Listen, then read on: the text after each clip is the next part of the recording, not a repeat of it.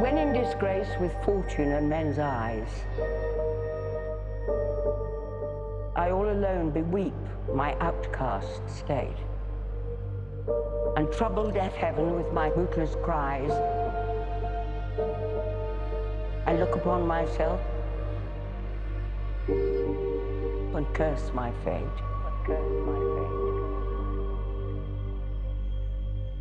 Wishing me like to one more rich in hope, featured like him with friends possessed, desiring this man's art and that man's scope, with what I most enjoy, contented least, yet in these thoughts myself almost despising. Haply I think on thee, and then my state, like to the lark at break of day arising from sullen earth,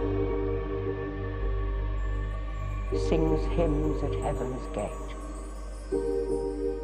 For thy sweet love remembered, such wealth brings,